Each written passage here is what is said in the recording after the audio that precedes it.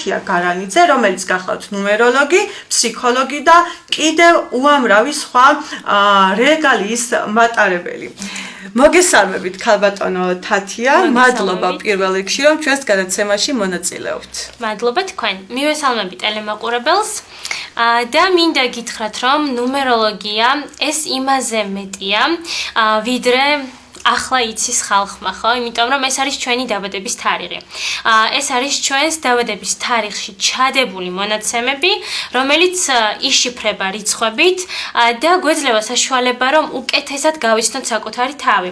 იმიტომ რომ პირველ რიგში ადამიანს ხო რა ჭირდება, რისთვის არის ამ ქვეყნად მოვლენილი, იმიტომ რომ ჯერ გაიცნოს საკუთარი თავი, შემდეგ სამყარო და გადავიდეს უკვე შემდეგ საფეხურზე. ასე რომ ეს ყველაზე საუკეთესო ვარიანტი არის, რა თქმა უნდა არის ასტროლოგია, არის ქერომანტია, ხომ ეზოთერიკაც და ასე ვთქვათ, ნუმეროლოგია არის ყველაზე საუკეთესო საშუალება იმისი, რომ ჩვენ გავიცნოთ საკუთარი თავი და ირგვლივ სამყარო. საიდან დაიწყო ამ სფეროსადმი თქვენი ინტერესი? ეს სფერო ჩემთან სიმართლე რომ გითხრათ, ძალიან დიდი ხნით ადრე მოვიდა. ეს ალბათ შეიძლება ითქვას რომ ბავშვობიდანაც კი მოდის. ყოველთვის ვინტერესდებოდი ხოლმე საერთოდ სამყაროს წყობით, სულიერებით, ამის იქით რა ხდება კიდე. და თავიდან სიმართლე რომ გითხრათ, შეიძლება ბევრმა არ დაიჯეროს, მაგრამ მინდოდა მონასტერში წასვლა. ჩემი კი, მერვე მე-9 კლასი განსაკუთრებით, 60-ის სულ ისეთი მეცო ხოლმე რომ რაღაც უკვე იმზადებები გინდოდათ. კი, სულიერებისკენ ხო ყოველთვის მივისწრაფოდი, მით უმეტეს რომ ჩემი საუკეთესო მეგობარი იყო ერთ-ერთი მეუფის შვილი და ესე იგი მქონდა შეხება ამ ყველაფერთან და ამიტომ ძალიან მინდოდა. თუმცა ჩემო მშობლებმა გადაწყვიტეს რომ უნდა მესწავლა ევროპაში და გამიშვეს საერთაშორისო უნივერსიტეტში ლატვიაში და იქ ჩაბარების შემდეგ კულტურის მენეჯმენტი და ფსიქოლოგია მაქვს დამთავრებული. თუმცა ძალიან მჭიდროდ შევეხე უკვე ეზოთერულ სფეროს. ჩემი ერთ-ერთი მეგობარი იმ პერიოდში გახდა ტაროლოგი, იქაც რა თქმა უნდა არის ეს რიცხვები. შემდეგ ასტროლოგია თან მქონდა შეხება და არ ვიცი, თავისით მოდიოდა რაღაცნაირად ეს ყველაფერი და შემდეგ გავიცანი ისეთი სასწაული ქალბატონი, როგორც არის ბაიბას დურიტე, ჩემი მასწავლებელი ერთ-ერთი. მე ახლა ამ წლების განმავლობაში, 9 წლის განმავლობაში სულ სწავლაში ვარ და ეს გამოცდილებითაც ვამყარებ ამ ყველაფერს. ხო და თავარი იყო საწყისი ეს ქალბატონი, ეს ბაიბას დურიტე. მასთან გავიარე კურსები, 4 წელი ვისწავლე და ვიცოდი ჩემი მისია რაც იყო.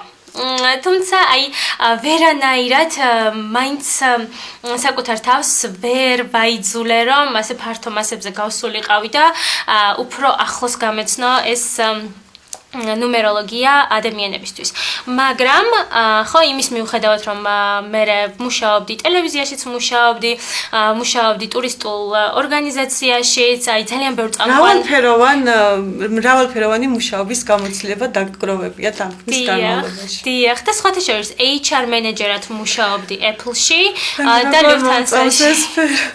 ძალიან კარგი სფერო არის, მინდა გითხრათ და ადამიანებთან კომუნიკაციას რომ ითვალისწინებს და მრავლის მომცველი, ასე ვთქვათ. ამიტომ მიზიდავ და ზუსტად, ამიტომ რომ რომ არა ის თქვენი მასწავლებელი, ვინც გასწავლათ ეს სფერო.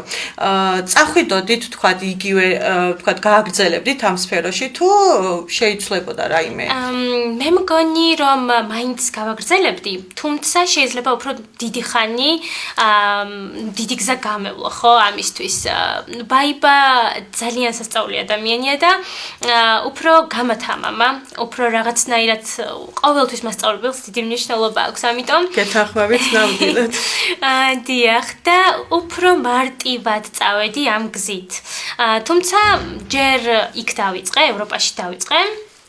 ეს ყველაფერი და აქ კიდევ უკვე რომ ჩამოვედი და რო შევხედე ასტროლოგიაც რამდენად არის განვითარებული, ხო, ნუმეროლოგიის სხვადასხვა განხრაც. რამდენ ხანში დაბრუნდით უკან? მე დავბრუნდი საქართველოში, ანუ მივდიოდი და საბოლოოდ დავბრუნდი 2019 წელს.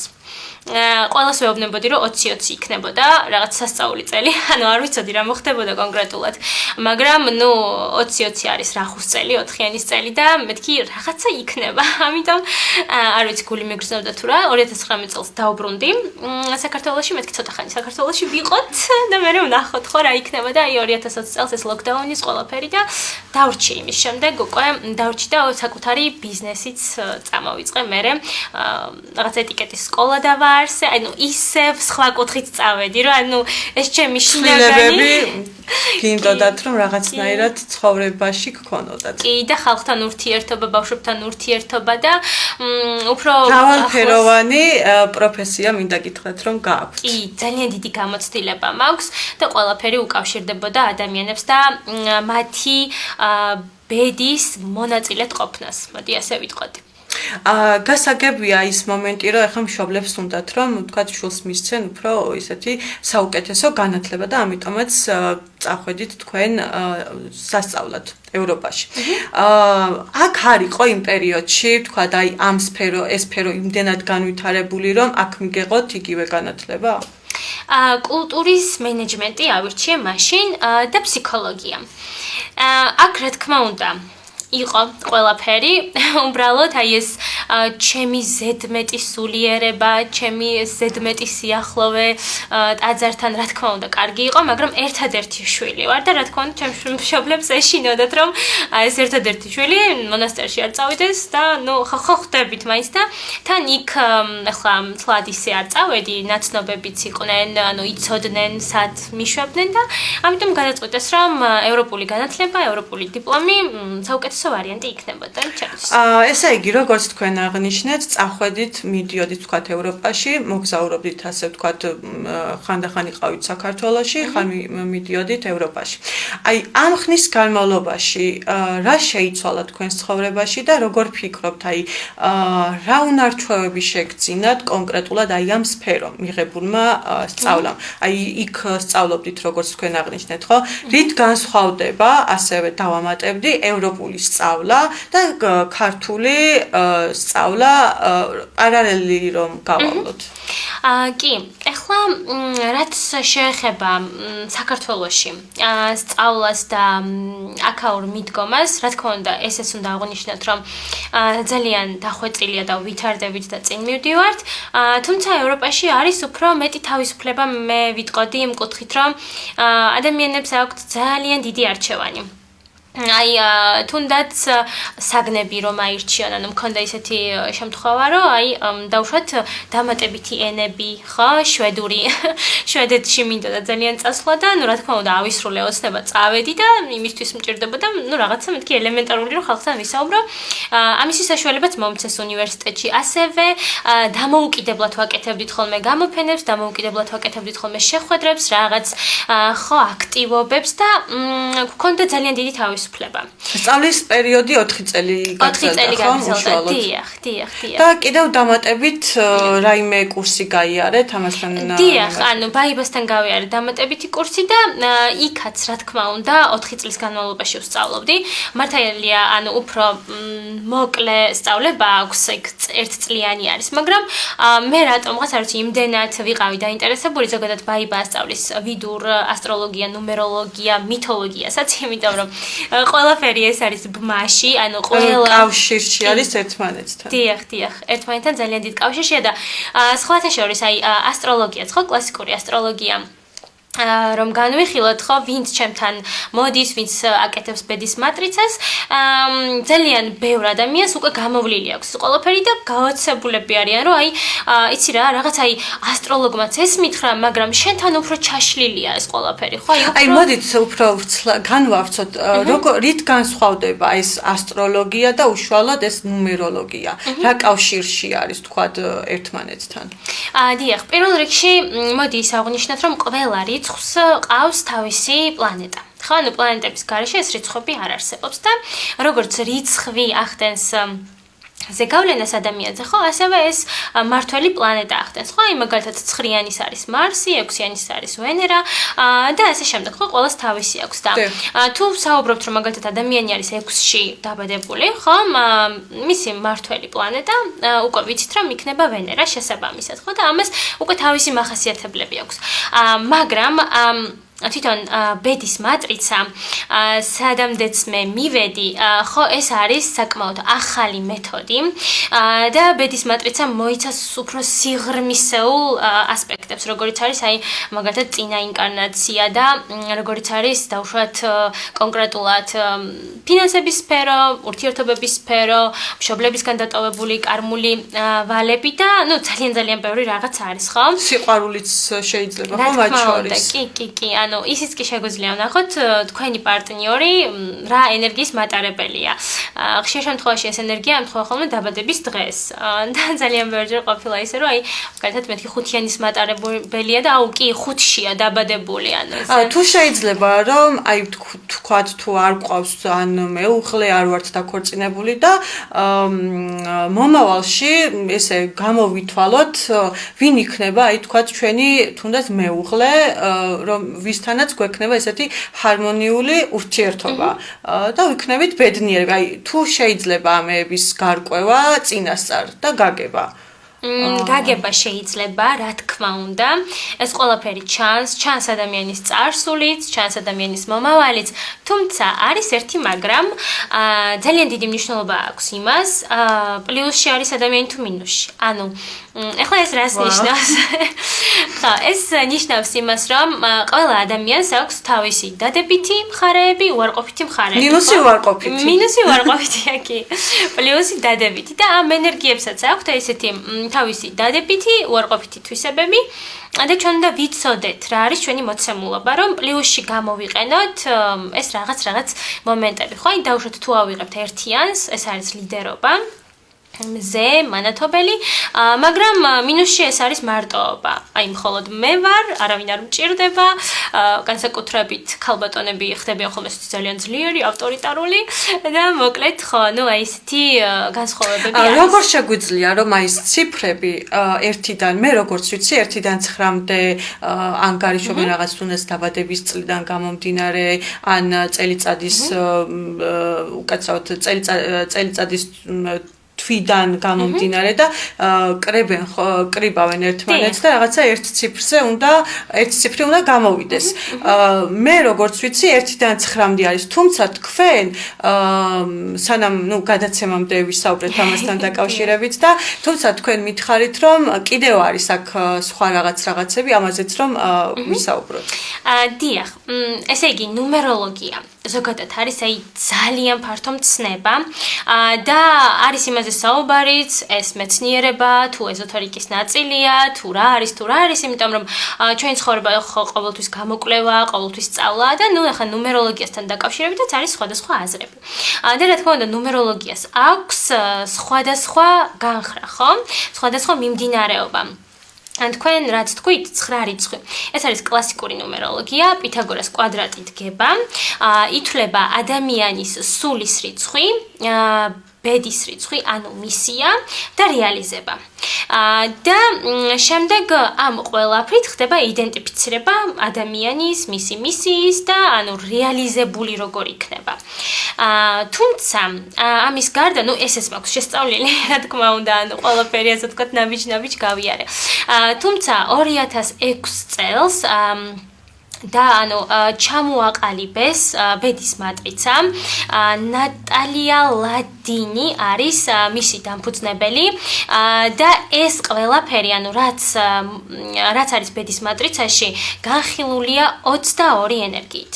ზოგადად სამყაროში არსებობს 22 ენერგია. ხო, აი როგორც დავუშვათ ახლა მაგალითი რომ მოვიყვანოთ, მენდელეევის ცხრილი რომ ავიღოთ, ხო და არსებობს ეს ხო ყველა ეს ნივთიერება ასევე არსებობს მოკლედ ან ენერგეტიკულ დონეზე 22 ენერგია, რომლითაც არ არის მეტი. რაღა მეტი უნდა კი და ანუ სხვათა შორის ანუ ტაროს გაშიფრვაც ხდება ამ 22 ენერგიით ხო ანუ რომ თავიდან რომ ვახსენე რომ ჩემი მეგობარი ტაროლოგი გახდა და ამ იქაც არის რიცხვები იქაც არის ეს ენერგიები და შესაბამისად აი მატრიცაში გვაქვს მოცემული ეს 22 ენერგია თუმცა ამის გარდა რა თქმა უნდა მე კლასიკური ნუმეროლოგიის ცოდნაც უზომოდ მეხმარება და ასე ვთქვათ ვაჯამებ ამ ყველაფერს და საერთოდ ჯამში გამოდის აი ძალიან სრულყოფილი ინფორმაცია რისი გაგების შემდეგაც კლასიკური ნუმეროლოგიიდან და ასე ვთქვათ ბედის მატრიციდან. დიახ, აი ეს ორი ასპექტი მაქვს და რა მესამეც ვიცით ჩვენ როგორც თქვენ მითხარით ვედური ნუმეროლოგია. ამაზეც რომ ვისაუბროთ, ფარემ რადგანაც ნუმეროლოგიაზე ვსაუბრობთ.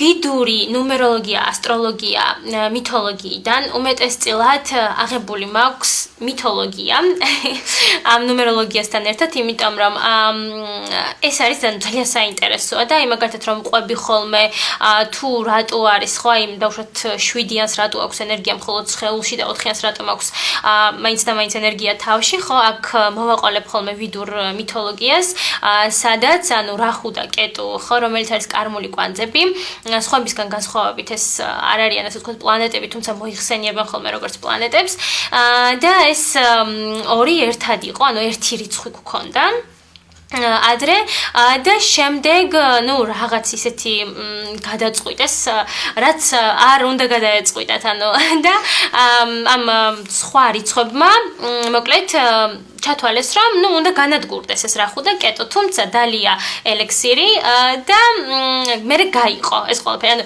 ხოდა ამ ყველაფერს რო ყვები ხოლმე და მე კიდევ რომ ამას ვაჯამებ და აქედან გამომდინარე ხო ვსაუბრობ იმაზე რომ აი დაუშვათ 4-იანს აქვს ძალიან დიდი ენერგია თავში და 97% არის თავში და დანარჩენი არის სხეულში და მართლაც ადამიანები რო იგებენ რომ აუ კი 4-იანი ვარ და აი ძალიან ბევრს ვფიქრობ და ხო აი თითქოს იდეები მაქვს ძალიან ბევრი, მაგრამ აი ვერ მოძრაობ და ხო, ამ შემთხვევაში უკვე ყველაფერი გასაგებია და შესაბამისად უკვე ვურჩევ ხოლმე რომ უფრო მეტი იმოძრავეთ. მაგალითად ხო აი უფრო მეტი აქტივობა. გინდაც ახლა დიდი ვარჯიში არ იყოს. როგორც მე მიღებული რჩევა. დიახ. ხოდა აი ასე ვაკავშირებ ხოლმე ამ მითოლოგიას და ხალხსაც აი ნუ ძალიან აინტერესებს ახლა თალკი არის იქ ერთიანის შესახებ კიდევ, თალკი 6-იანის შესახებ, ხო ანუ აი ძირითადად თქვა აი თქვენთან რა სჭირდებათ აი თქვა რის გამო მოგმართავეთ, რისი შეცვლა უნდათ? რა თქმა უნდა, კლასიკურად ადამიანებს გვაინტერესებს ურთიერთობები და ფინანსები, ხო? იმიტომ რომ ადამიანი არის რაც არის ცხოვრებაში. რა თქმა უნდა, ადამიანი არის ესეთი სოციუმის ნაწილი. ურთიერთობების გარეშე არაფერი არ იქნება, ხო? და ფინანსები არის ენერგია, რომელიც გვაძლევს ამ მოძრაობის საშუალებას და ურთიერთობების საშუალებას. რაც უკვე აღნიშნეთ თქვენ, თუნდაც ნებისმიერი სპორტული აქტივობით რომ დავკავდეთ. დიახ, ხო და აი ესენი აინტერესებთ ოღონდ საქმე რაში ახლა მატრიცის განხილვის დროს, ანუ ყოველთვის ვიძახი ხოლმე იმას, რომ ჩვენი მისია რაც არის, ჩვენი კარმული ვალები რაც არის, ამაზე არის დამყარებული ურთიერთობები და ფინანსები. ახლა რატომ არ გამოსდის ადამიანს, ხო, ეს ორი პუნქტი, იმიტომ რომ ჩვენ არ ვიცით წინა ინკარნაციაში რა შეცდომა დაუშვით. ჩვენ არ ვიცით ჩვენ ცხოვრება გადმოდის ამ ცხოვრებაში ხომ სადაც ახლა ჩვენ ვიმყოფებით და ვცხოვრობთ და შესაბამისად ალბათ გავლენას ახდენს ძალიან დიდ გავლენას ახდენს კი და შესაბამისად მე ამას რომ ვაჟღერებ ხოლმე შემდეგ უკვე აინტერესებთ რომ აი რა კარმული ვალები მაქვს ხო და ამით უფრო მომმართავენ რომ აბა რა კარმული ვალები მაქვს თუმცა ეს კარმული ვალები პირდაპირ ბმაში არის ურთიერთობებთან და ფინანსებთან კი. ხო, ეს არის ძირითადი. დანარჩენი, რა თქმა უნდა, წინაპრებიც საინტერესებთ ხოლმე, ნიჭის ზონა შეგვიძლია დავინახოთ ადამიანი, ხო, ანუ ესეც შესაძლებელი არის, რამდენად შეგვიძლია ჩვენი ნიჭი განვავითაროთ, ან ზოგადად რა მოცემულობა გვაქვს ჩვენ მეხსიერებაში თუნდაც. დიახ, ანუ იქ ჩანს ყველაფერი აბსოლუტურად, რაც აი დავუშვათ ადამიანს შეუძლია გამოიყენოს როგორც ჰობი, ხო, რაღაცა დამატებითი, ასევე არის ძირითადი შენი საქმიანობა, ხო, და აი რა დაგეხმარება ამაში, ანუ ზოგადად აი მატრიცა არის სრულყოფილი ინფორმაცია ყველა ადამიანისთვის. აი რომ გითხრათ თუნდაც ისეთი ადამიანები რომლებიც არიან ისეთი პოპულარულები და მდიდრები აი კონკრეტულად რა ციფრები აქვთ მათ და როგორ განავითარეს ან თუ იციან თქვა ეს სფერო და იყენებენ ასე ვთქვათ თავის უკეთესი ცხოვრებისთვის რა თქმა უნდა ხო რომ შეცვალონ მათ თავიანთი ცხოვრება აი თუნდაც ისეთი მდიდარი ადამიანები რომლებიც არიან ილონ მასკი მე როგორც ვიცი აქტიურად იყენებს ამ მიმართულებას. დიახ, აი ზუსტად ხოთაშორის ახლა ილონ მასკზე ფიქრობდი და ილონ მასკს შევადარებდი მერლინ მონროს. ხოთაშორის ან ძალიან გავს მათი მატრიცები. ილონ მასკი არის 10-ში, 28-ში დაბადებული 10-იანის ენერგია. მოდიშით, ეს თქვენ გქონდათ ვიდეო და იქიდან ავიღე ეს ინფორმაცია და ახლა გამახსენდი. ძალიან საინტერესო ვიდეოები გაქვთ ნამდვილად ატვირთული სოციალურ ქსელში. და სხვათა შორის უამრავი ადამიანი გეხმიანებათ და ბევრი მათ შორის ძალიან ბევრი ადამიანი არის თქვენი კმაყოფილი. მადლობა დიდი, კი, ეს იყო ჩემი მიზანი და არის რომ რაც შეიძლება მეტ ადამიანს დავეხმაროთ, იმიტომ რომ არ არის ახლა მარტივი დრო. ხო, ცოტა ისეთ პერიოდში მოგვიწია ცხოვრება, თუმცა ჩვენ ვიბადებით მაშინ, როცა ეს საჭიროა. და ეს არის ზუსტად ჩემი მთავარი მისია, რომ დავეხმარო ხალხს. რაც შეეხება ილონ მასკს, დიახ, ის ყველაზე კარგად იყენებს, ანუ ერთ-ერთი ისეთი მაგალითი იმიტომ ავიღე. და თუნდაც კარმული ვალები აქვს დამუშავებული ძალიან კარგად შიში, რომელიც მას აქვს გარდაცვალების, ეს წინაცხოვრებიდან მოდის, იმიტომ რომ ადრეულ ასაკში წავიდა და ბევრი რაღაც ვერ მოასწრო და სავარაუდოდ ეს მარსის პერსპექტივაც ალბათ აქედან მოდის. თქოს ბევრი რამ მის ცხოვრებაში, რომ რაღაცნაირად უფრო ბედნიერად იცხოვროს და ამიტომაც არის ალბათ რომ დაისახა მიზანი, რომ გამდიდრებულიყო. რა თქმა უნდა და მეცნიერება კიდევ, რაც მთავარია, მეცნიერებაში რომ წავიდა, ესე შეგვიძლია ვნახოთ. ეს რა ციფრი არის მისი? მისი არის 10-იანი. ფინანსებში აქვს 18 ენერგია და სხვათა შორის იგივე როგორც გითხარით აქვს მერლინ მონროს და ვიცით რომ ახლა მერლინ მონრო წავიდა უფრო ხომ კინო და მსახიობურ სფეროში, თუმცა მისი იყო მეცნიერება. ის რომ წასულიყო დაუშვათ მეცნიერებაში, მისი ცხოვრება უფრო ხანგრძლივი იქნებოდა და უფრო პროდუქტიულობდა და განვითარდებოდა. ეს არის აი ორი ცნობილი ადამიანის პლუსი გამოვლინება და მინუსი გამოვლინება. აი რომ ცოდნოდა მერლინ მონროს რომ ცოდნოდა ეს ყველაფერი, ხო, სხვანაირად წარმართავდა თავის აი კონკრეტულად რომ გითხრათ, როგორ უნდა გამოვითვალოთ ჩვენი აი ეს რა ვიცი ბედი დავარქვათ ან რაიმე ისეთი ციფრი, რომელიც ჩვენს ცხოვრებას შეცვლის მისი გაგების შემდეგ. აი რა ხდება ამ დროს თუნდაც თვეები ემატება ერთმანეთს თუ აი როგორ გამოვითვალოთ? პირველ რიგში ანუ კლასიკური ნუმეროლოგიით ვითვლით ძალიან მარტივად. ჩვენი სულის რიცხვი არის ჩვენი უშუალო დაბადების დღე, ანუ აი მაგალითად 16-ში თუ არის ადამიანი დაბადებული, ექნება 1 + 6 არის 7-იანი. ანუ 7 არის მისი სულის რიცხვი, რითიც მოვიდა. ანუ ჩემი რადგანაც 13 რიცხვში ვარ დაბადებული, 3 + 1 და 4 რიცხვი. 4-იანი იქნება, დიახ. ეს არის ის რიცხვი, რომელიც მუშაობს 36 წლამდე. ხო, ანუ 36 წლის მანძილზე ადამიანი ეს ყველა ადამიანის ცხოვრებაში არის ასე, ხო? დიახ. ნუ ზოგი იძახის რომ 33 წლამდე, მაგრამ ნუ 36 წლამდე მიყვებათ ხოლმე ეს ენერგია და ასე ვთქვათ 3 წელი მაგ კი და შემდეგ გადახვალთ 8-იანში უკვე, რომელიც გამოვითვალეთ ამ მთლიანი ჩვენ დაბადების თარიღის დაჯამებით, ხო? მივუმატოთ 1 3 ხომერე თვე თუ ერთი რიცხვი გვაქვს ერთ რიცხვს ვუმატებთ თუ არა და ორივეს ვუმატებთ და წელსაც ვუმატებთ რასაც ვიღებთ ჯამს ეს წელს როგორ ვუმატებთ? აი თქვა 1991 რომ არის 1 + 9 + 9 და +1 ხომ? და შემდგომ როგორც დაჯამდება მიღებული თქვა ჯამი კიდევ ჯამდება. ეს კიდევ ერთზე უნდა გავყოთ? თუ როგორი? ერთ ნიშნულამდე უნდა დავაჯამოთ. ხო, ანუ დავუშვათ თუ მივიღეთ 12 1 + 2 იქნება 3. და ეს ბედის რიცხვი, ანუ მისია, არის, ხო, ამ შემთხვევაში უკვე 3-იანი. თქვენ შემთხვევაში ეს არის 8-იანი და ხო, 8-იანი, ну ეს მისია 8-იანი, ძალიან სერიოზული მისია არის ადამიანების ტრანსფორმაცია, ადამიანებისთვის ხელის შეწყობა, მოკლედ აი ყველა ასპექტში, თუ 8-იანი მოვიდა ადამიანის ცხოვრებაში და ის ადამიანი არის პლუსში, მას უფრო გააუმჯობესებს, ხო? მაგრამ თუ ჩემი მაინტერესებს პლუსი იყო თუ მინუსი იყო. აი ეს მაინტერესებს სად ვიყავი.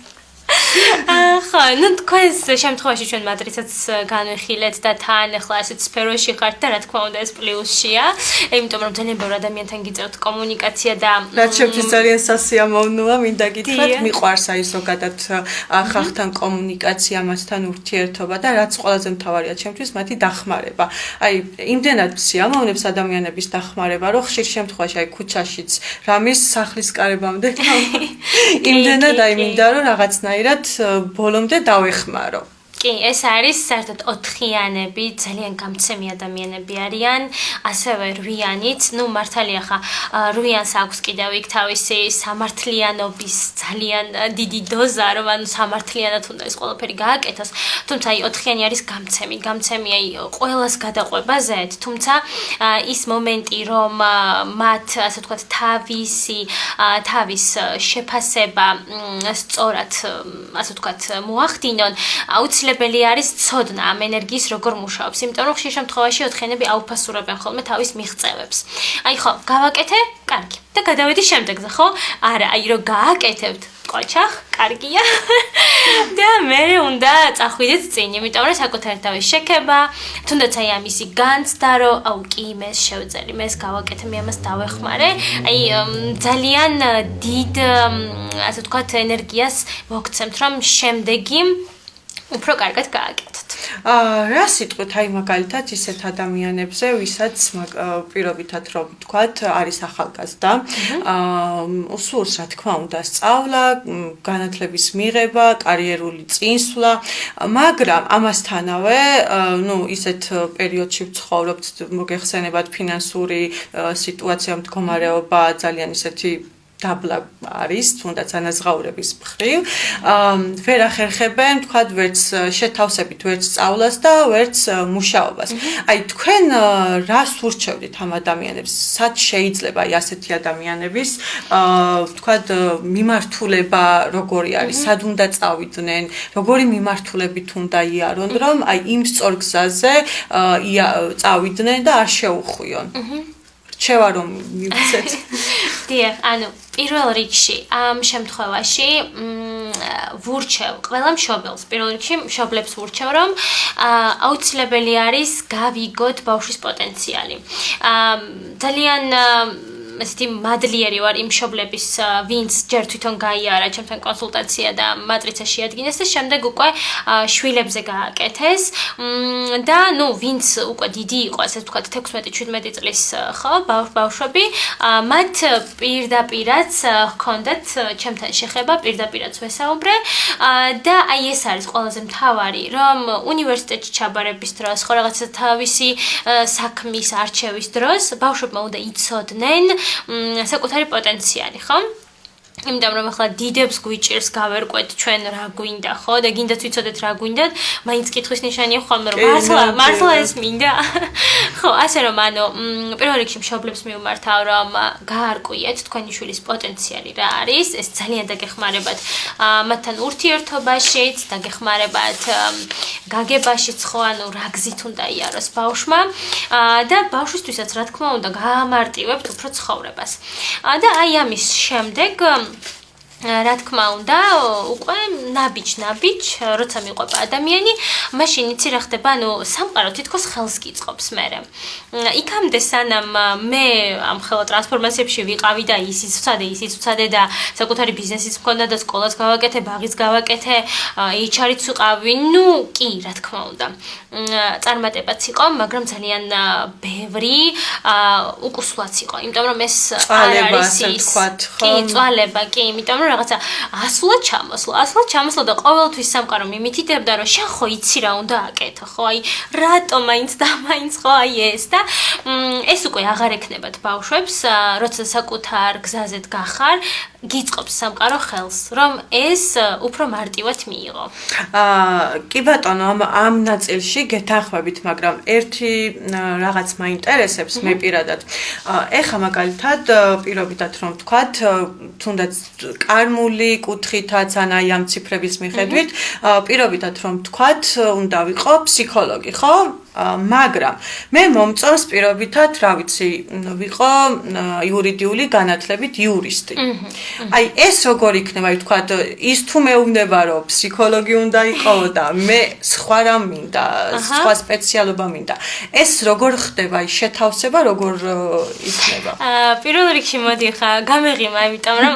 საერთოდ ესეთი რაღაცა შეერთად ხდება ხოლმე რომ აი მაგალითად მატრიცა ერთს გვეუბნება და მე მეორე მინდა თუმცა უყურე აი ესეთი მაგალითები მოიყვანე რომ ფსიქოლოგია და იურიდიული საკითხი ორივე არის რვიანი ანუ სამართლიანობა და ხალხთან ურთიერთობა და ხალხის სწორ გზაზე დაყენება უყურე შეიძლება ჩემი სფერო ყოფილა კი ზერდად აი მაშე ფინანსების არხში ვისაც აქვს ხოლმე რვიანი და ვეუბნები სამართალდამცავი სტრუქტურა ან კოუჩინგი და გაოგნებულები მიყურებენ სად სამართალდამცავი სტრუქტურა სად კოუჩინგი თუმცა რომ ჩავუღრმავდეთ ეს ყველაფერი ძალიან მჭიდრობმაშია ხო იმიტომ რომ ამ სამართლიანობის დაცვით შენ ეხმარები ადამიანებს და მათ სწორ გზაზე აყენებ ხო ასე ვთქვათ ამ სამართლიანობას წინა ასე ვთქვათ პოზიციებზე წევ და წინა პლანზე გადმოგვაქვს კი და რა თქმა უნდა ფსიქოლოგიაც კოუჩინგიც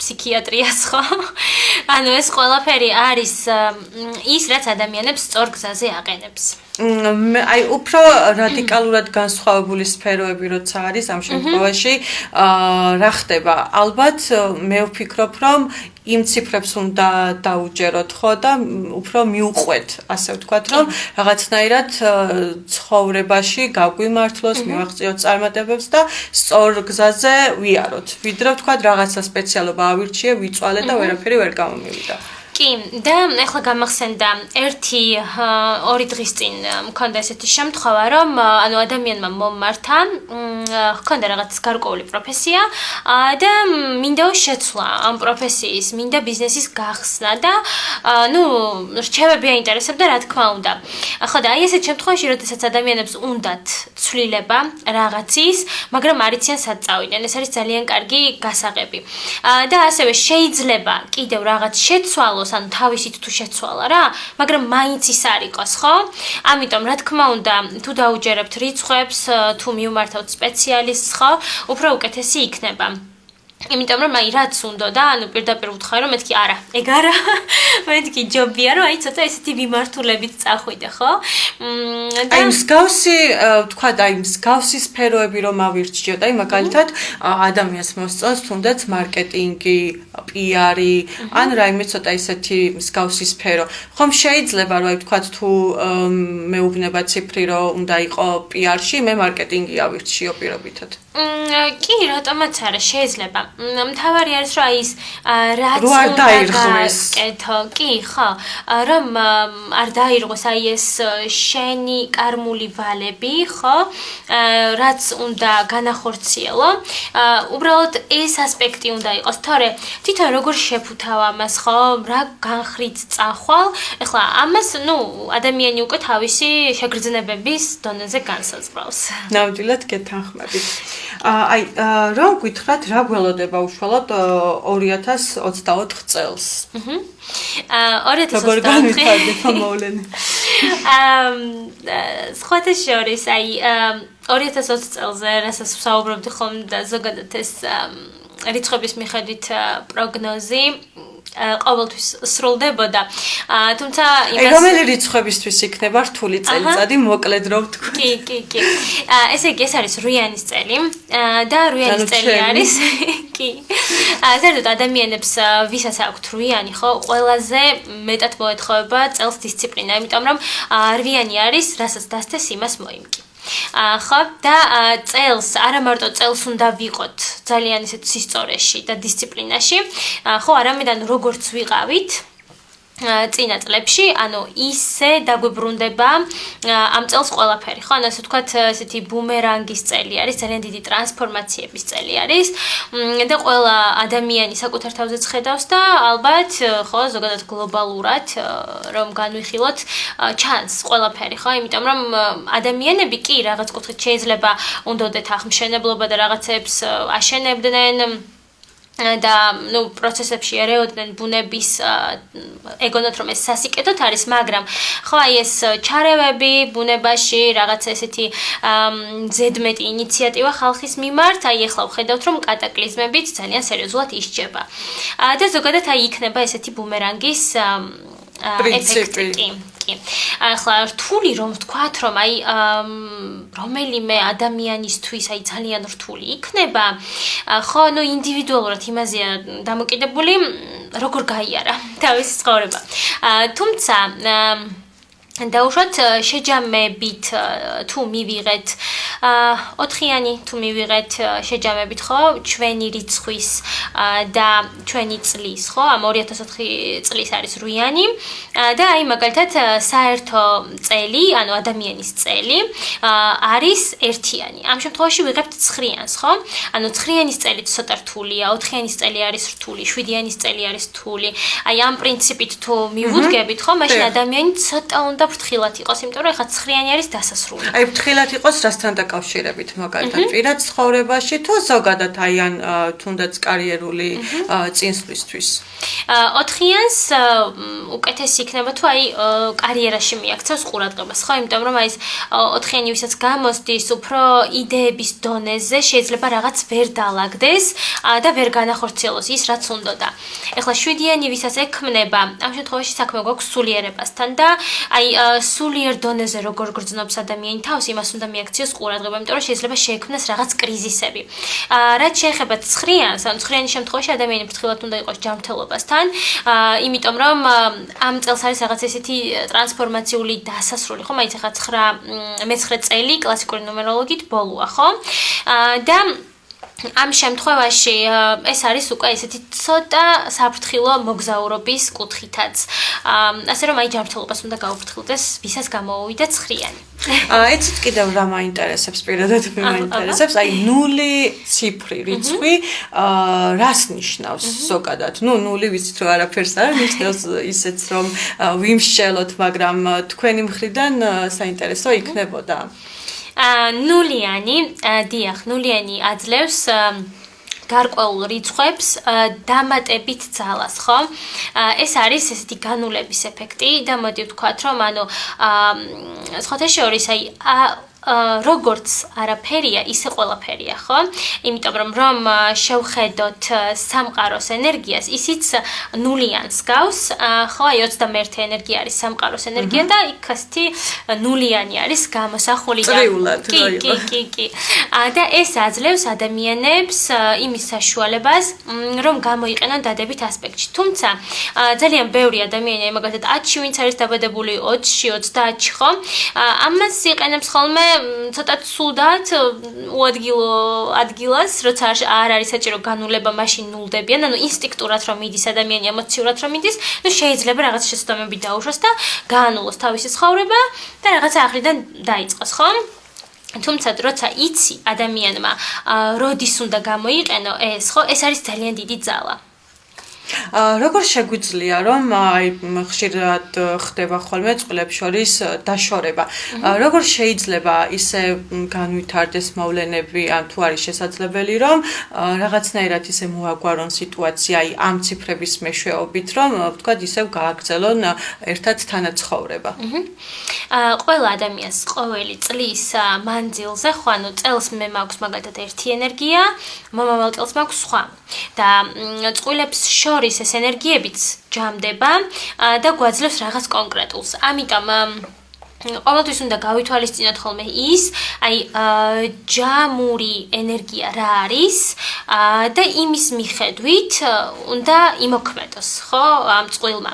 ასევე არის ხოლმე მაგალითად, ორი ძალიან კარგად გრძნობს თავს, მესამე ემატება შვილი და უცბად ირევა ყველაფერი, ხო? კი, აი ხშირია მსგავსი შემთხვევები და მეც ყოველთვის მაინტერესებდა, აი რა შეიძლება მოხდეს ამ პერიოდში, რომ ასე უცბად, ვთქვათ, დაშორდა წყვილი ერთმანეთს, როცა რომ ჰარმონიულ ურთიერთობაში იყვნენ მანამდე. თუნდაც არც თუ ისე დიდი ხნის წინ, თუნდაც აი რაღაც ერთი დღის, ორი დღის წინ და უცბად ერთ დღესაც ადგნენ და დაშორდნენ. ხშირი არის ხოლმე სხვათა შორის ესეთი შემთხვევა, გაიღვიძეს და უკვე აღარ უნდათ ერთმანეთი. კი, ესეთი ხშირია და რა თქმა უნდა, ხა ეს ფსიქოლოგიური მომენტიც არის, რომ ქალბატონს შეწყობა ჭირდება, რომ თავიდან რაღაც რეაბილიტაცია მოახდინოს. მაგრამ ბავშვი როცა ემატება, იქ უკვე სხვა ენერგია იქმნება, ხო? აი დაუშვათ, ხო? ბავშვი ცვლის ამ მდგომარეობის და ენერგიის მდგომარეობას, ხო? კი, ბავშვი ცვლის. გარკვეულ ხო, რაღაც რიცხვში დაბადებული ბავშვი, რა თქმა უნდა, დაამატებს ამ მშობლების ენერგიას და გამოვა უკვე სულ სხვა რიცხვი. და ეს ადამიანები უკვე არ არიან მიჩვეული, რომ აი დაუშვათ იფუნქციონირონ, ხო? ისე როგორც მიჩვეულები იყვნენ. შესაბამისად ჩვენ ვიღებთ უკვე წყვილის რიცხვს, ვუმატებთ ბავშვის რიცხვს და უკვე იქიდან გამომდინარე ვარედაქტირებთ, ხო, ამ ყველაფერს, რომ ყველა ენერგიას აქვს თავისი მართვის პრინციპი და უკვე ისე უნდა წარმართოთ, როგორც აი საერთო, ასე ვთქვათ, ენერგიას შეეფერება. საინტერესო იქნება თქვენიდან პასუხი როგორც სპეციალისტის. ხანდახან არის ხოლმე რომ წყვილებს შორის ესე ვთქვათ ვლინდება ტოქსიკური ურთიერთობა. ვერ უგებენ ერთმანეთს, მაგრამ ხშირ შემთხვევაში არის ხოლმე რომ ვთქვათ ერთმანეთს ხანდახან პერიოდულად უთმენენ და აი რაღაცნაირად გრძელდება ეს ტოქსიკური ურთიერთობა. როგორ შეიძლება ან თუ არის შესაძლებელი რომ ეს ტოქსიკური ურთიერთობა შეიცვალოს და ზოგადად რა გავლენას ახდენს ადამიანზე იმ ადამიანთან ურთიერთობა, რომელიც ვთქვათ ტოქსიკური არის. ეს იქნება შეყვარებული, ეს იქნება რაღაცა ოჯახის წევრი, ნათესავი, მეზობელი თუ მეგობარი თუნდაც. პირველ რიგში ახლა უკვე როგორც ფსიქოლოგი ისე გეტყვით ამაზე პასუხს, საერთოდ ტოქსიური თუ არის ერთი ადამიანი, აუცილებლად მეორეც იქნება. არ არსებობს, ერთი ადამიანი არ არის მხოლოდ დამნაშავე, ხო? როდესაც დიდი ხანი ცხოვრობ ადამიანთან, ხო, ადამიანი საკუთარ თავსაც ვერ უგებს ხოლმე ხანდახან. თავისი ვერ გაუგია რა უნდა, როგორ უნდა, ხო, საით უნდა რომ წავიდეს და ახლა წარმოიდგინეთ, ასე როგორც საკუთარ თავთან ხარ, კიდევ ხარ ადამიანთან, რომელსაც თავისი პროცესები აქვს, ხო? და შესაბამისად ვითარდება ხოლმე აი ეს მომენტები და ამ შემთხვევაში ერთმაც და მეორემაც უნდა გაითვალისწინონ ის, რომ ჩვენ ვართ ერთმანეთის სარკე. თუ მე შენში რაღაც არ მომწონს, ესე იგი მე უნდა გამოვასწორო ეს საკუთარ თავთან მიმართებაში. არა შენთან მიმართებაში, არამედ საკუთარ თავთან მიმართებაში, ხო? იმიტომ რომ ეს რაღაც კონკრეტული მე მაღიზიანებს, ეს რაღაც კონკრეტული ჩემი პრობლემაა. ამიტომ ვის შეუძლია ყველაზე უკეთესად დაგეხმაროს, ხო? რა თქმა უნდა საკუთარ თავს. ეხლა მე მაგალითად თუ არ მომწონს რამდენად დიდ ყურადღებას მაქცევს ჩემი მეორე ნახევარი. ანუ რაშია საქმე? მე არ ვუთმობ საკუთარ თავს საკმარის ყურადღებას, ხო? მაშინ როცა მე შევიცვლი დამოკიდებულებას საკუთარი თავის მიმართ, წავალ ვუყიდი საკუთარ თავს ყვავილებს. წავიყვან კინოში, ხო, თეატრში. საკუთარ თავს დავპატიჟებთ თუნდაც, რა ვიცი, კაფეში, რესტორანში. და მე, ხო, შემოგხედავს უკვე შენი მეორე ნახევარი და იტყვის, რომ მეც მინდა, იცი?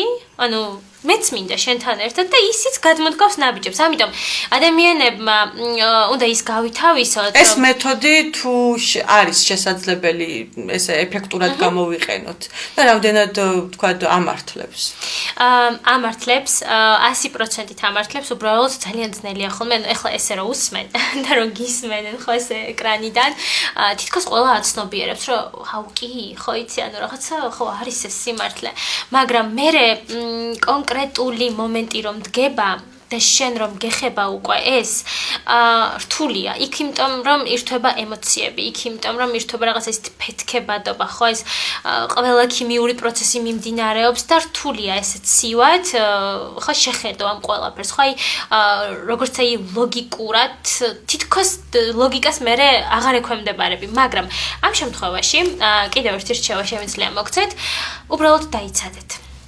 ცოტა ხანი იქამდე სანამ რაღაცას მოიმოქმედებთ, გადადგავთ ნაბიჯს, დაითვალეთ 200-მდე. არსად არ არის წასვლა საჭირო, ანუ თუ მიდიხარ ამ რაღაცა შენი ემოციებით, ეს უფრო გროვდება, იზრდება, უბრალოდ იქვე დაითვალეთ 200-მდე და შემდეგ დასხედით და ისაუბრეთ. ანუ ყველაფერი მყარდება მე კომუნიკაციით, ხო? ანუ და შემდეგ უკვე ამ კომუნიკაციას, ხო, როდესაც დაამყარებთ პარტნიორთან, ყველაფერს გაარჩევთ, მე უფრო ადვილია უკვე აი ამ პრინციპის გამოყენება, ხო? მე უკვე დაიწყებ მეორე, მესამე დღიდან საკუთარ თავზე ზრუნვას. არა, ეხა ამ ნაწილში ვერ დაგეთანხმებით, იმიტომ რომ არიან უმრავლესობა, აი თუნდაც გეტყვით და აგიხსნით ჩემი მხრიდან, აი ჩემსაც, რა თქმა უნდა. ესე იგი, არიან ადამიანები და რა თქმა უნდა სოციალურ ქსელებშიც შეგხვედრია უამრავი ინფორმაცია, თუნდაც ნებისმიერი ჯგუფში წერენ მსგავს, ვთქვათ, მოსაზრებას და ზოგს ვთქვათ რა გადახდა, ზოგს რა გადახდა. მოკლედ, მოცემულობა ასეთია. არიან ადამიანები კაცების მხრიდან, ასე ვთქვათ, და ეს კაცები არ აქცევენ სათანადოდ ყურადღებას ქალბატონებს. აი მაგალითად ერთი კონკრეტული მაგალითი რომ მოვიყვანოთ, ქალბატონი ვთქვათ გათხოვდა, ეყოლა შვილი, ვთქვათ ეს მეუღლე მუშაობს, გვიან ბრუნდება სახლში, არ აქცევს ყურადღებას, აქ უკვე ცოტა სხვანაირი სიტუაცია მიმდინარეობს და ნელ-ნელა ცივდება ურთიერთობა და უკვე ისეთ ეტაპზე გადადიან, რომ უკვე უნდა დაშვოდნენ. ეს ყველაფერი მომდინარეობს იქიდან გამომდინარე, რომ ეს ქალი კი ითხოვს ყურადღებას, რა თქმა უნდა, უფრო ვთქვათ სამსახურის შემდგომ რომ სახლში დაბრუნდეს და არა ეგრეთ წოდებულ ძმაკაცებთან და მეგობრებთან წავიდეს, დაუთმოს ცოლ-შვილს რაღაც პერიოდი.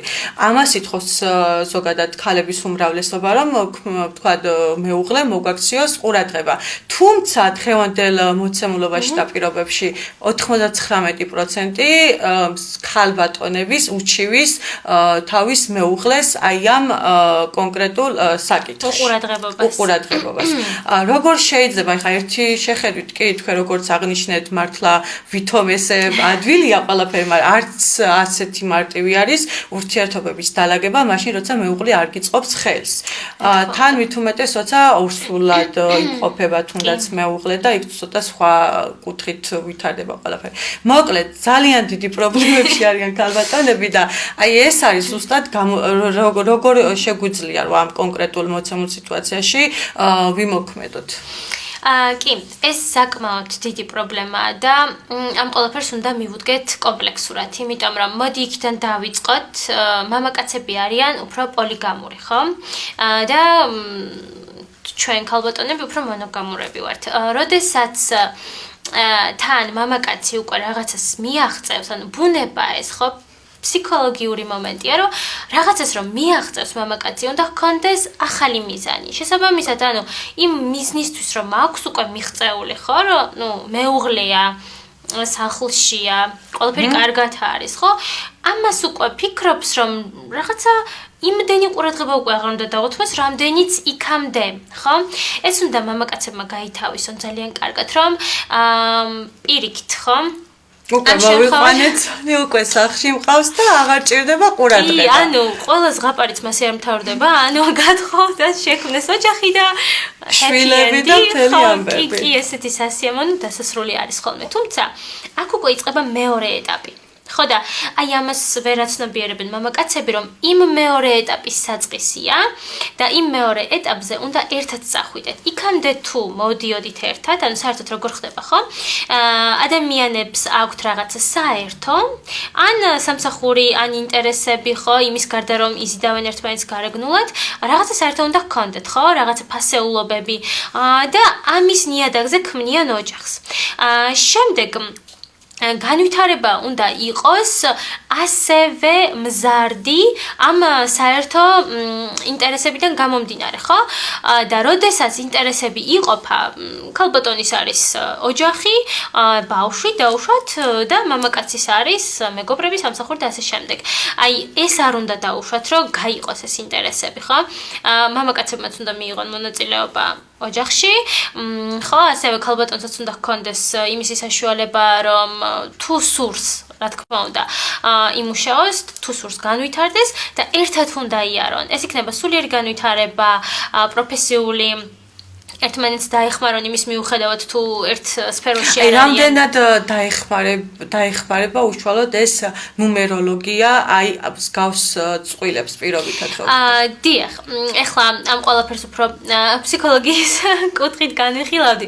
ეხლა მოდი ვთქვათ ნუმეროლოგიის კუთხით და ნუმეროლოგიაში გვაქვს ჩვენ შეთავსების მატრიცა, ანუ ვიღებთ მამაკაცის და ქალბატონის დაბადების თარიღს და მათ მატრიცას ვაჯამებთ და ვიღებთ საერთო, ასე ვთქვათ, ესეთ მოცემულობას, ხო, მთლიანად მატრიცას, სადაც გვაქვს მათი მისია, სადაც გვაქვს ის ეს კონკრეტულად ერთი ციფრზე უნდა იყოს, ხო? აქაც აქ ანუ მთლიანი მატრიცა, აქ 22 ენერგია, 32 ენერგია არის ამ 22 რიცხვზე დაფუძნებული, ხო? ანუ რომელიც ჩვენ ვთქვით მატრიცაში, როგორც ინდივიდუალურად ერთ ადამიანს, ხო? განვიხილოთ, ასე შეიძლება განვიხილოთ წყვილიც, ხო? წყვილის მატრიცა, მაგრამ რა თქმა უნდა, იქამდე სანამ მივალთ აქ და რიცხვებს ჩაუღრმავდებით, უნდა დავამუშავოთ ფსიქოლოგიური მომენტები და შემდეგ უკვე ბედის მატრიცის მიხედვით, რა მისია გვაქვს, როგორ უნდა ვიმოქმედოთ, რა ასპექტები არის დასამუშავებელი, ხო? ანუ რა უნდა გავაკეთოთ, რომ უფრო მარტივად გავუგოთ ერთმანეთს. ეს ყველაფერი გვაქვს აი იმ მატრიცაში, შეთავსების მატრიცაში მოცემული. და შეუძლიათ რომ აი ვთქვათ წყვილმა მოგმართონ და თუნდაც აი იმ ციფრებში და იმ მატრიცაში როგორც თქვენ აღნიშნეთ ხომ არის ახლა ვთქვათ შესაძლებელი რომ გამოჩნდეს იქ ყველაფერი და ამის მიხედვით შესაძლებელი არის რომ დაარეგულირონ ურთიერთობა რომ ესე ჰარმონიულად შეიქმნას ასე ვთქვათ გაგრძელდეს. დიახ, იმიტომ რომ ჩვენ ყოველი ადამიანი გვეძლევა რაღაცისთვის. მატრიცაში შეგვიძლია ვნახოთ ასევე წინა ცხოვრებაში ვინ ვიყავით ერთმანეთისთვის. თუნდაც უბრალოდ ხო აი ადამიანები რომლებიც შეხვდნენ ნაცნობები ჩვენც კი ხო ვინ ვიყავით ერთმანეთისთვის ესეც შეგვიძლია ვნახოთ. მშობლებთან შეთავსებაც კეთდება, ანუ ნებისმიერი ადამიანი რომელიც ხვდება ამ შეთავსების მატრიცით შეგვიძლია გავიგოთ წინა ცხოვრებაში რა ხდებოდა მათ შორის და შემდეგ უკვე რა გამოსასწორებელი მისია აქვთ და თუ ამას დაამუშავებენ, რა თქმა უნდა, ეს ძალიან შეუწყობთ ხელს. ესე იგი, ძალიან ბევრ ადამიანს გასათხოვარს თუნდაც ან დასანიშნს, გინდაც ქალბატონი, გინდაც ბატონი ავიღოთ. ესე იგი, უნდათ შექმნან ოჯახი, უკვე როცა ასაკს მიაღწევენ და რა თქმა უნდა, ხა დიდი სურვილი არის, რომ დაოჯახდნენ, ხო? თუმცა, აქვე არის ერთი დიდი პრობლემა, რომ ვერ ნახეს თავისი სასურველი მეორე ნახევარი. არ შეხვდათ ახლა თქვათ, ხო? მაგრამ უნდათ გათხოვდნენ, ოჯახი შექმნან და ესე ვთქვათ განვითარდნენ ამ კუთხით, პირადი ცხოვრება აიწყონ. რა უნდა გააკეთონ ასეთმა ადამიანებმა, რომ შეხვდეთ, იყვნენ ბედნიერები, ისეთი ადამიანები აირჩიონ, ვისთანაც იქნებიან ბედნიერები და აქვე დავამატებ, რომ ქალბატონებს და ასე ვთქვათ, ყველას არ აქვს, ახლა ქალბატონი იქნება თუ მამრობითი სქესის წარმომადგენელი იქნება, ყველა ნებისმიერ ადამიანს სურს, რომ გვერდში ყავდეს კომფორტული ადამიანი, მოსიყვარულე, მეგობრული, რაღაცნაირად ერთად რომ არ არიან და უგებენ ძალიან კარგად და ჰარმონიულ ურთიერთობაში არიან. როგორ შეიძლება რომ აი ეს დაალაგდეს ისე რომ თქვათ ჩვენი სასურველი მეორე ნახევარი ვიპოვოთ? ძალიან კარგი კითხვაა და ბევრი ადამიანი ხო ანუ ამ სურვილებით იწყებს ხოლმე თავის გზას, აი რაღაცა ის მინდა, ну კი ხა ინსტინქტურად ხო, რაღაცა დაამთავრებენ უნივერსიტეტს და შემდეგ უკვე ფიქრობენ ხო ოჯახის შექმნაზე. მაგრამ პირველ რიგში უნდა გავერკვეთ. აი ზუსტად ნუმეროლოგია, მატრიცა, ასტროლოგიაც გვაძლევს იმის საშუალებას, რომ გავიგოთ ამ ინკარნაციაში ჯერ რა უნდა განვახორციელოთ. ჯერ მაგალითად ყველა ადამიანს ინდივიდუალურად აქვს, ხო? ზოგისთვის ეს არის ჯერ ოჯახი, შემდეგ კარიერა, მაგრამ ზოგისთვის არის ჯერ კარიერა. ანუ იმ რიცხვებშიც ჩანს, ხო, ეს ყველაფერი, რა არის შემდეგ უნდა გაკეთდეს ეტაპობრივად. ზოგადად ადამიანის პოტენციალი ჩანს, წლების მიხედვით ენერგიები აქვს და იქ ჩანს, როდის შეუძლია რომ ასე ვთქვათ დაოჯახდეს. მაგრამ რა თქმა უნდა, ჯერ უნდა კარმული ვალები გადაიხადოს პირველი ეტაპი. კი, უნდა ეს კარმული ვალები იცოდეს, რა აქვს და იმუშაოს ამაზე. შემდეგ უნდა ის იცოდეს, რომ მისთვის პრიორიტეტი რა არის, კარიერა თუ ოჯახი, იმიტომ რომ თუ არის კარიერა მის ცხოვრებაში და კარიერის მხრივ უნდა მიაღწიოს ამ კარმული ვალების გადახდას. მაშინ ოჯახი ყოველთვის უკან დაიწევს, ხო? ანუ ავტომატურად უკან დაიწევს. ანუ თითქოს ყველაფერი კარგად არის, ხო? მაგრამ აი უცებ ერთ დღესაც გავიღვიძე და შეიძლება თვითონ იმ ადამიანსაც აღარ უნდოდეს იმ თავის მეორე ნახევართან ურთიერთობა. ესე იგი თქვენ როგორც ამბობთ, რომ შევაჯამოთ ამ შემთხვევაში, როცა ოჯახი შორდება, ინგრევა, ეს არის ზუსტად მიზეზი, რომ ის ეტაპები არ გაიარეს სწორად, რაც თქვათ დაგეგმილი იყო თავიდანვე. დიახ, როგორც ინდივიდუალურად, ასევე წყვილში, ხო? იმიტომ რომ ჩვენ როგორც ცალ-ცალკე გვაქვს რაღაც მისიები, ხო? რისთვისაც მოვედით აქ, ასევე წყვილს აქვს საერთო მისიები, რისთვისაც მოვიდნენ. მესმის რომ აუცილებელი არის ოჯახი ამ შემთხვევაში, მაგრამ ოჯახის იქით შეიძლება ბევრი სხვა რაღაც იყოს, ხო? აი მაგალითად ბედის მატრიცაში თუ საერთო რიცხვი აქვთ 11, ეს იმას ნიშნავს, რომ უნდა ერთმანეთს აუმაღლონ თვითშეფასება. და მე თუ მაგალითად ჩემი პარტნიორი იმაში არ მეხმარება, რომ მე თვითშეფასება ამიმაღლდეს, ესე იგი ჩვენ ვერ ვასრულებთ ჩვენს მისიას, ხო? და ამიტომ რაღაც ისეთი მოხდება, რომ სხვა ადამიანი გამოჩნდება, ხო? რაღაც ვინც აგიმაღლებს ამას, ან ჩვენ უნდა მივაღწიოთ ამ ცხოვრებაში ჩვენს მაქსიმუმს. უნდა გადავიხადოთ ეს კარმული ვალები, ყველაფერი რომ გადავიდეთ შემდეგ ეტაპზე. ანუ მე რადგანაც თქვათ ნაადრევ ასაკში გავთხოვდი, პატარა ასაკში ასე ვთქვათ, შევქმენი ოჯახი, რა თქმა უნდა რამდენიმე წელსში დამენგრა და მის მერე რა თქმა უნდა არ შემიქმნია ოჯახი, ვარ ასე მარტო, მაინტერესებს უბრალოდ, რადგანაც დავშორდი იმ პერიოდში, რადგანაც ნაადრევად იყო შექმნილი, მაგის გამო იყო თუ რაღაცა კარმული ვალი იყო გადასახადი და ამის გამო მოხდა ეს ცვლილება. თუ ჯერ თქვათ უნდა მესწავლა, როგორც აი თქვენ აღნიშნეთ ეტაპობრივად უნდა მოხდესო, ჯერ უნდა მესწავლა და მერე შემექმნა ოჯახი. თქვენს შემთხვევაში სხვათა შორის მეც ანალოგიურად მომივიდა. იმიტომ რომ ან ძალიან ადრეულ ასაკში იყო 19-20 წლის ასაკში. კიდე ბევრად დიდი ყოფილიყართ. მე ძალიან პატარა ვიყავი. და საერთოდ აი ადამიანები, რომლებსაც აქვთ მისია, რომ გლობალურ არეალზე გავიდნენ და გლობალური მისია შეასრულონ, ხო? მათთვის ოჯახი ძალიან პატარაა. ხო? კი, რა თქმა უნდა, ოჯახის წევრებსაც შეუძლიათ რომ აჩვენონ სწორი გზა, განავითარონ, მაგრამ ასეთ შემთხვევაში, როცა მისია არ ემთხვევა იმ მოქმედებებს, რომელიც ადამიანმა შეასრულა, რა თქმა უნდა, ყოველთვის ირღვევა ეს ყველაფერი, რომ ეს ჩვენი გადმოსახედიდან არის დარღვევა. თუმცა სამყაროს თვალით, ხო, ეს უფრო სწორია. აი ეს დარღვევა უფრო სწორია. ისედაც ახლა ლოგიკურადაც ხო ჯერ უნდა ისწავლო, განვითარდე და ბოლოს შექმნა ოჯახი, მაგრამ როცა პირიქით აკეთებ, ჯერ მაგალითად შევქმენი ოჯახი და შემდგომ უკვე როდესაც დამენგრა, წლები რომ გავიდა, მერე უკვე დავიწყე სწავლა და ახლაც ვსწავლობ. კი. ესე იგი თქვენც ამ ციფრების მეშვეობით ამბობთ, რომ აი ესე ეტაპობრივად უნდა მოხდეს ყველაფერი რიგრიგობით, რომ ცხოვრების სწორ გზაზე ვიაროთ. კი, რა თქმა უნდა, კი. და მატრიცაში ესეც შეგვიძლია ვნახოთ, აი კონკრეტულად ამ წელს რა არის უფრო უკეთესი, როდის შეგვიძლია უკვე დაოჯახებაზე ფიქრი, ხო? თუ არა და აი კიდევ ერთ ჩანს გვაძლევს სამყარო, ესე რომ ძალიან საინტერესოა ეს, ხო და მე ადამიანები კიდე როგორ იყენებენ ამ ყველაფერს. რას ურჩევდით ჩვენს მაყურებელს? პირველ რიგში ძალიან დიდი მადლობა ყურადღებისთვის ყველას და გირჩევდით რომ საკუთარი თავის სულიერება მოიპოვეთ, ხო? ანუ საკუთარ თავში სულიერება გააღვიძეთ აუცილებლად და ისწავლეთ, შეისწავლეთ პირველ რიგში საკუთარი თავი და შემდეგ უკვე დაამყარეთ ურთიერთობა სამყაროსთან. ხალხთან, სოციუმთან და გაიგეთ ის თუ რისთვის ხართ მოსული.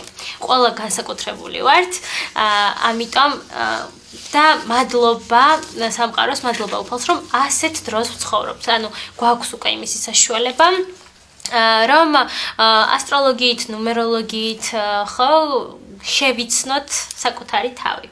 რა გეგმები გაქვთ ცხოვრებაში? ადამიანების დახმარება. პირველ რიგში ადამიანების დახმარება, იმიტომ რომ ძალიან ბევრი ოცნება ავისრულე უკვე. დაწყებული იქიდან რომ Apple-ში ვიმუშავე, არ ვიცი რატომ მეგონა მაშინ რომ ეს იყო რაღაც ძალიან მაგარი, თუმცა კი იყო, ძალიან კარგი გამოცდილება იყო Apple-ში. HR მენეჯერად ვიმუშავე, ასევე მქონდა საკუთარი ბაღი, სასტუმრო გავაკეთე. მოკლედ ძალიან ბევრი ის ოცნება ავისრულე უკვე, რომელიც მინდოდა. ეხლა ჩემი გეგმები რაც არის, ეს არის პირველ რიგში ადამიანების სწორ გზაზე დაყენება, ასევე ვწერ წიგნს და იმედი მაქვს რომ წელს რვიანი შემიწყობს ხელს. ხო შეიძლება ძალიან მიხაროდა ეს რვიანის წელი რომ მოდიოდა, რომ მეთქი ამდენს ვაკეთებ. კი. ბოლო შედეგი რაც იქნებოდა და მაგით. დიახ, და აი წელს მინდა ძალიან რომ ეს ჩემი წიგნი გამოვცე და ასევე ძალიან ბევრ ადამიანს ვასწავლო. იმიტომ რომ მე ერთი ვარ და ეს ნუმეროლოგია იმდენად ფართო მცნება და იმდენ ადამიანს აინტერესებს და დაინტერესებს მარტო, ხო რომ ანუ მე ვეღარ გავუმკლავდები, ამიტომ ეხლაც მყავს მოსწავლეები და უფრო მეტი მინდა რომ იყვნენ, ხო? კი მეკითხებიან, აი რატომ ასწავლი, ასე რატომ ახედებ, ხო? მაგრამ იცი რა, ანუ ეს ყველაფერი უნდა იცოდეთ. უნდა ყველა მიცოდეს, ვისაც მიუძღვნება ამ კუთხით, რომ მივიღოთ შედეგი. რა თქმა უნდა, ამ კუთხით მინდა განვითარება და მინდა, ანუ ხა თუ იქნება მის საშუალება საკუთარი სკოლის დაარსებაც. ჩვენი ძალიან კარგი. მადლობა. მადლობა თათია, რომ პირველ რიგში მინდა დიდი მადლობა გადაგიხადოთ, რომ იყავით ჩვენი გადაცემის სტუმარი. გისურვებთ წარმატებას და თქვენი სურვილების ახდენას, ასე ვთქვათ, და ოცნებების. ყველა სურვილი და ოცნება აგხდენოდეთ. ძალიან დიდი მადლობა თქვენ მოწვევებისთვის და თქვენს მაყურებელსაც ასევე ძალიან დიდი მადლობა ყურადღებისთვის. მე კი შევახცენებ ჩვენს ტელემაყურებელს, რომ ჩვენი გადაცემის სტუმარი გახდათ თათია გარანიძე, ფსიქოლოგი, ნუმეროლოგი. მე კი ამ გადაცემის წამყვანი მარიამ შიოლაშვილი.